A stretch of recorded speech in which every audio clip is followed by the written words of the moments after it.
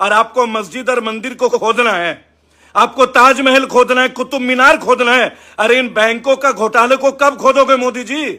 और अन्य भक्तों कब बोलोगे दर्द नहीं हो रहा, या मुंह में सेलो टेप लग गया? बहुत गालियां लिखते हो ना तुम लोग। तुम्हारे पापा से पूछो एक बार, ये 2.5 लाख करोड़ 8 साल में किसके पेट में गया है? भारतीय जनता का गाढ़े मेहनत पसीना का जो पैसा है, खून पसीने का, इस चोरों का कौन है सरदार? अभी और सुनिए, आप लोगों को सभी 80 करोड़ लोग जो हिंदुओं में आते, तैयार हो जाइए।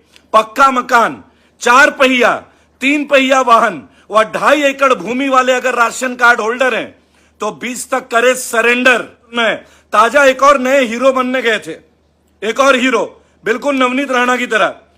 ताजमहल को लेके मेरे पुरखों की प्रॉपर्टी है, बराबर 600 साल बाद याद आया। सुप्रीम कोर्ट ने वो फटकार दी है कि पीआईएल व्यवस्था का दुरुपयोग ना करें।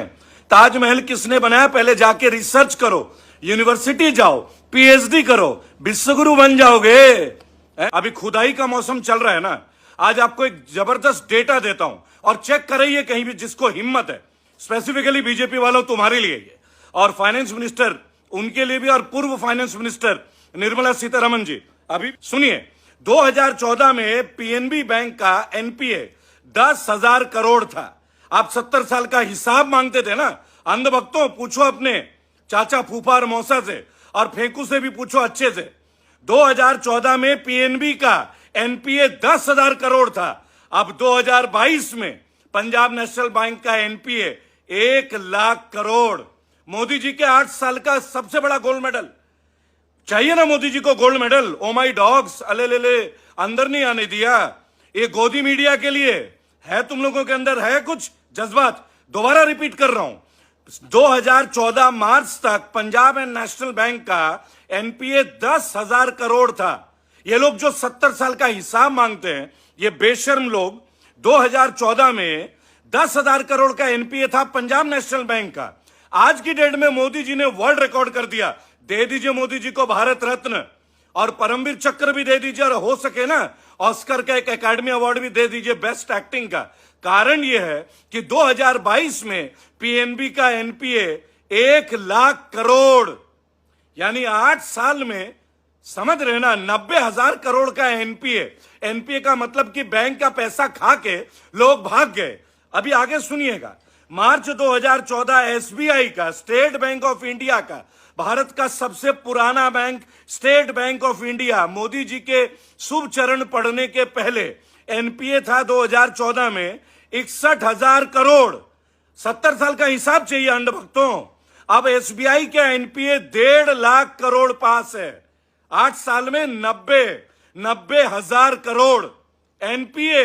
मोदी जी के शुभ चरण, विश्वगुरु, मास्टरमाइंड, 56 इंच का सीना जो बताते थे ना। सुनिएगा, खुदाई चाहिए तुम लोगों को, खोदना है तुम लोगों को। आओ खुदाई दिखाते हैं। पीएनबी का 10,000 से 1 लाख करोड़ 8 साल में खोद दिए भारतीय जनता का पैसे।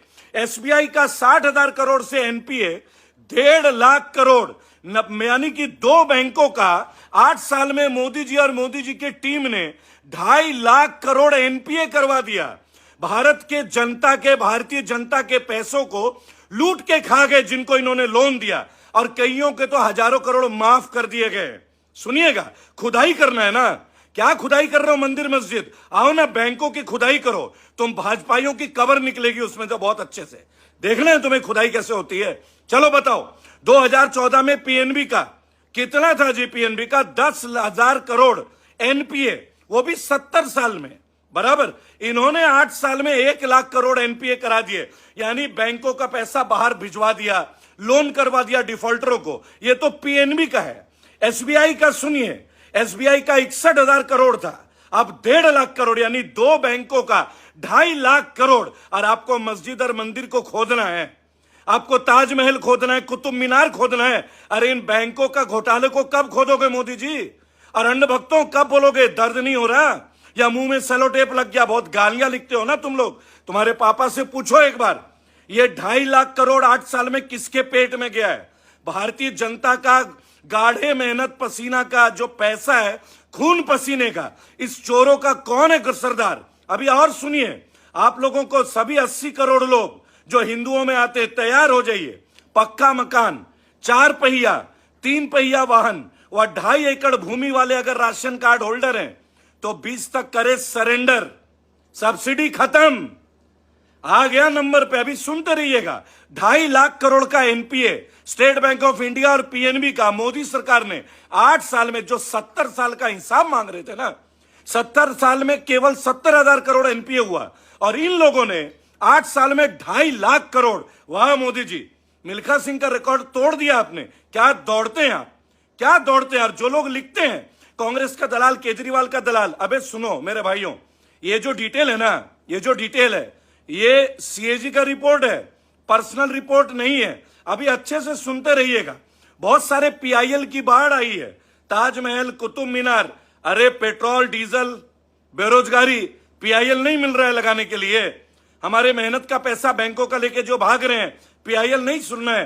ताजा एक और नए हीरो बनने गए थे, एक और हीरो, बिल्कुल नवनीत राणा की तरह। ताजमहल को लेके मेरे पुरखों की प्रॉपर्टी है, बराबर 600 साल बाद याद आया। सुप्रीम कोर्ट ने वो फटकार दी है कि पीआईएल व्यवस्था का दुरुपयोग ना करें।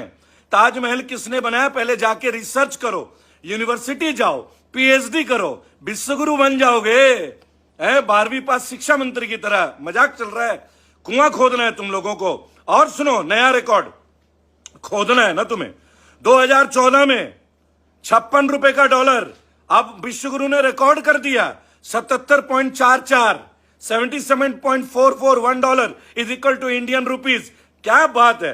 बड़ा बराक ओबामा के पीठ ठोकते थे मोदी जी। बराक से मैंने ये बोला, बराक से मैंने वो बोला, चुपके से कान में जाके क्या बोल दिया था, हैं कि खुद ही को कर बुलंद इतना, चढ़ जा झाड़ पे जैसे तैसे, और फाइनेंस मिनिस्टर आके पूछेगा उतरोगे कैसे, है नहीं, यही चलेगा ना। 56 रुपए से 77 रुपए, 23 रुपए डॉलर का रेट इंडियन रुपी गिरा है आपके रेजिम में विश्वगुरु महाराज। और अभी ये जो 4 धाम की यात्रा चल रही है ना उत्तराखंड में, 47 लोगों की मृत्यु हो गई है, कोई मेडिकल केयर नहीं है। ये जो इतनी बड़ी बड़ी बातें कर रहे हैं ना हिंदू भक्त जन, और वहां बीजेपी के एक नेता बोलते हैं कि ये जो 47 लोग मरे हैं इनको मोक्ष प्राप्त होगा। एक काम करिए नेताजी, आप भी जाके मर जाइए ताकि पता तो चले मोक्ष ऐसे ही पाया जाता है। मोक्ष का मतलब सड़कों में मर जाना होता है, इसको मोक्ष बोलते हैं। आप हिंदू धर्म को कलंकित कर रहे हैं। 57,000 करोड़ का लोन जो है रिलायंस इंडिया लिमिटेड अंबानी जी का माफ किया है गवर्नमेंट ऑफ इंडिया ने। हम लोगों का ब्याज माफ नहीं हो रहा है, किसान आत्महत्या कर रहा है। मोदी जी के मित्रों के हजारों करोड़, और तुम्हें खुदाई करना है। पीएनबी की खुदाई करवाएंगे तुमसे, स्टेट बैंक ऑफ इंडिया की खुदाई करवाएंगे। ये वीडियो शेयर कीजिएगा दोस्तों। 2.5 लाख करोड़ मोदी जी के 8 साल के रेजिम में एनपीए हुआ है। और सुनिए, बैंकों ने भगौड़े, नीरव, मेहुल सहित 50 विलफुल डिफॉल्टर्स के 68,000 करोड़ का लोन किया माफ। आरटीआई के जवाब में आरबीआई ने जानकारी दी। लिस्ट में मेहुल चौकसी टॉप पर। फिर से सुन लीजिए, विश्वगुरु के सबसे हसीन जलवे। बैंकों ने भगौड़े, नीरव, मेहुल सहित 50 विलफुल डिफॉल्टर्स के 68,000 करोड़ का लोन माफ कर दिया। ये 68,000 करोड़ बीजेपी के कार्यकर्ताओं का है क्या? बीजेपी के नेताओं का है, भाजपा वालों का है। और एक बेशर्मी की हद देखिए। अब दोस्तों ये बहुत इंपॉर्टेंट है, वीडियो शेयर जरूर कीजिएगा ताकि हर हिंदू, हर मुसलमान, हर सिख, हर ईसाई, हर भारतीय को एक जागृति उत्पन्न हो। पवन हंस, जानते हैं ना पवन हंस हेलीकॉप्टर, आप लोगों को जो ले जाते हैं वैष्णो देवी, हमारे बुजुर्गों को, सबको, जो लोग चढ़ नहीं पाते। मोदी सरकार ने देश की सबसे बड़ी हेलीकॉप्टर सेवा प्रदाता company Pawan Hans limited PHL की 51% हिस्सेदारी मात्र 211 करोड़ में बेच दिया स्टार 9 मोबाइलिटी प्राइवेट लिमिटेड को। आज सबसे बड़ी बात है, ये जो स्टार 9 मोबिलिटी प्राइवेट लिमिटेड है, इनको पैदा हुए कुल 6 महीने हुए हैं दोस्तों, बराबर। यानी 40 साल के कंपनी को, पवन हंस कंपनी को, स्टार 9 मोबिलिटी पावर को, जो कि 6 महीने पहले पैदा हुई, उनको बेच दिया गया। अभी तो बहुत बड़ी बात है, मैं आपको बता दूं, आपको मजा आएगा। अडानी विश्व के 4थे नंबर के रईस हो गए, अंबानी भी उनके पीछे हो गए। संपत्ति रॉकेट स्पीड से आगे बढ़ रही है, लेकिन 80 करोड़ भारतीय 5 किलो मुक्त राशन पे गुजारा कर रही है। यह है विश्वगुरु के जलवे। आप सोचिए अडानी कहां से कहां पहुंचे गए, रिचेस्ट इंडियन बन गए, वर्ल्ड के 4th लार्जेस्ट हो गए, वॉरेन बफेट को पीछे पछाड़ दिया और 80 करोड़ भारतीय 5 किलो राशन के पीछे जिंदगी गुजार रहे हैं। तो ये चाणक्य का अर्थशास्त्र है या किसका? निर्मला सीतारमन जी की इकोनॉमिक पॉलिसी है? थोड़ा सोचिएगा, है ना। अब मैं एक बात आप लोगों से और भी पूछना चाहूंगा, बहुत इंपॉर्टेंट है, बराबर, बहुत बड़ी इंपॉर्टेंट बात है। इस चीज को लेकर अगर आप सोचेंगे, अडानी जो पोर्ट है वहां से लगातार ड्रग्स मिल रहे हैं। आपने याद होगा 300 करोड़ रुपए का पहले पकड़ा गया, एक बार 2100 करोड़ का पकड़ा गया। आखिर वो ड्रग्स कहां से आ रहे हैं? वो ड्रग्स इसी पोर्ट में क्यों आ रहे हैं? हिंदू मुस्लिम मस्जिद बवाद अजान को छोड़ के एक बार सोचेगा, क्या ये ड्रग्स अगर आपके बच्चों तक पहुंच जाए, नस्लें बर्बाद नहीं होगी? और ये अचानक से जो पोर्ट बंदरगाह जो प्राइवेट हुए हैं, उसके पश्चात ही यहां पे ड्रग्स क्यों मिल रहे हैं? आप लोग सुन रहे हैं ना।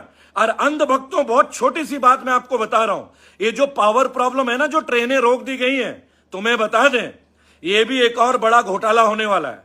बहुत बड़ा घोटाला, बिल्कुल वैसे ही घोटाला जैसे एसबीआई और पीएनबी का 2.5 लाख करोड़ एनपीए करके भगा दिया गया है। सड़कों पे युवाओं का आक्रोश है, बोल रहे हैं कि उम्र निकल रही है, बेरोजगारी बढ़ रही है। और हरियाणा में बार 24 घंटे खुल रहे हैं, बियर बार, वाइन बार, ताकि युवा अपनी आवाज ही ना उठाए। चाहे कोई भी कुर्बानी की जरूरत हो, वो कुर्बानी हम देने को तैयार होंगे, लेकिन भारत को हम कमजोर नहीं होने देंगे, भारत को हम टूटने नहीं देंगे।